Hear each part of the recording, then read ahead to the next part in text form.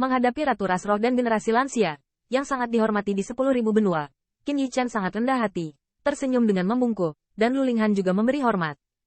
Dan kedua elf itu memandangi siluet ramping itu, dan mata Ai sedikit redup.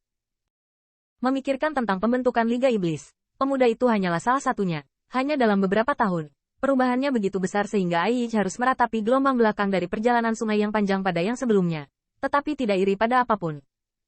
Karena dia tahu bahwa semua yang ada di Qin Yichen hari ini pasti memakan banyak penderitaan. Dan sengit, beberapa hanya berkat dan kenyamanan yang tulus.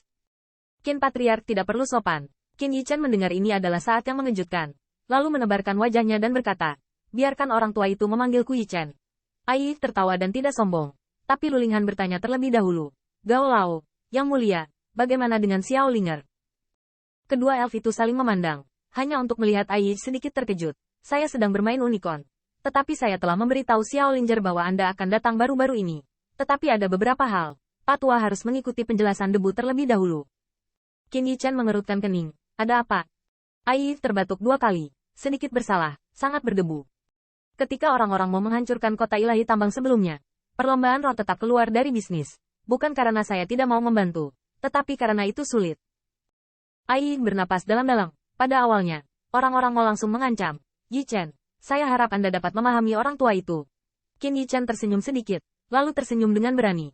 Apa yang harus dia lakukan untuk ini?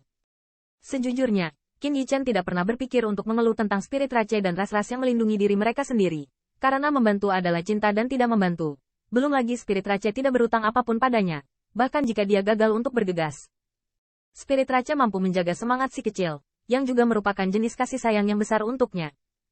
Orang tua, kamu benar-benar membuatku takut untuk sementara waktu, mengira ada sesuatu yang salah. Qin Yichen melambaikan tangannya. Sejujurnya, masalah ini menyalahkan saya. Lagi pula, karena aku telah menyebabkan perang 10.000 benua. Melihat ini, Ai tersenyum lega. Aku tidak menyalahkanmu. Tapi karena kamu bisa menenangkan perang dan memulihkan kedamaian bagi 10.000 keluarga. Ai sangat dikagumi. Karena kembalinya Qin Yichen tidak hanya membela ras manusia, tetapi juga membuat orang dari ras yang tidak dikenal tidak perlu khawatir tentang penindasan Mo dan keluarga kekaisaran.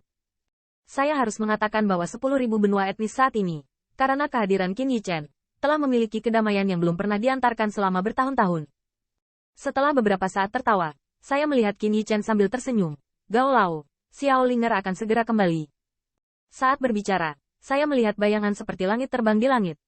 Di atas bayangan, masih ada seorang gadis, yang terlihat seperti Tianma, adalah seekor unicorn. Dan Anda bisa merasakannya dari temperamennya yang unik, Qin Yichen. Ini masih Raja Unicorn.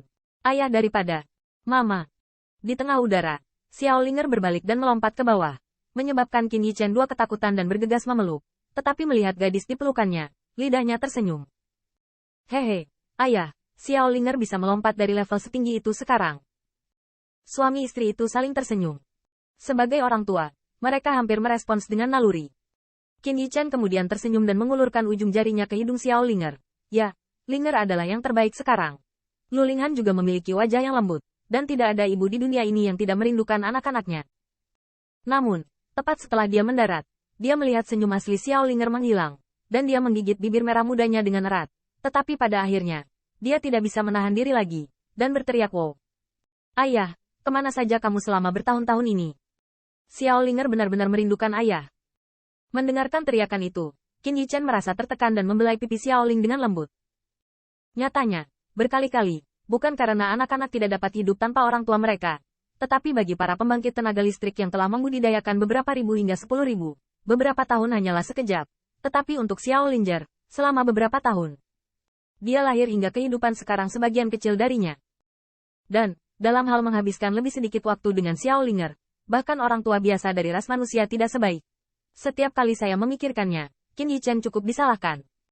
Lu Linghan juga menghibur dengan lembut. Jangan menangis, ayahmu telah. Saya belum menyelesaikannya. Tetapi saya diinterupsi oleh Qin Yichen dan berkata sambil tersenyum. Ayah akan mengumpulkan barang-barang bagus untuk Xiao Linger selama beberapa tahun terakhir. Saat berbicara, Qin Yichen mengeluarkan sekantong penuh kantong. Xiao Linger mulai menangis, dan juga memiliki beberapa titik lemak bayi untuk diambil alih. Di dalam tas, ada berbagai macam bayi kecil. Semuanya ada perhiasan, bahkan permen kecil, dan makanan ringan yang unik di dunia utara. Ketika Zhou Qingsan membelinya untuknya, Dia tertawa dan tertawa apakah itu untuk para gadis. Tetapi mereka tidak menyangka.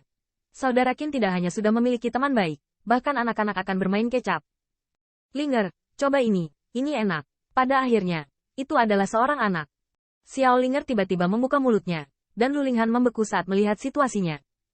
Qin Yichen menoleh ke belakang dan melihat Ai menggelengkan kepalanya sedikit, menandakan apa yang terjadi pada 10.000 benua etnis akhir-akhir ini. Beritahu Xiao Linger. Qin Yichen hanya diyakinkan.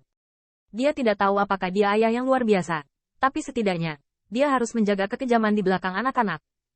Tentu saja, Qin Yichen juga tidak memungkiri bahwa ketika seorang anak beranjak dewasa, cepat atau lambat dia akan menghadapi kekejaman dunia ini.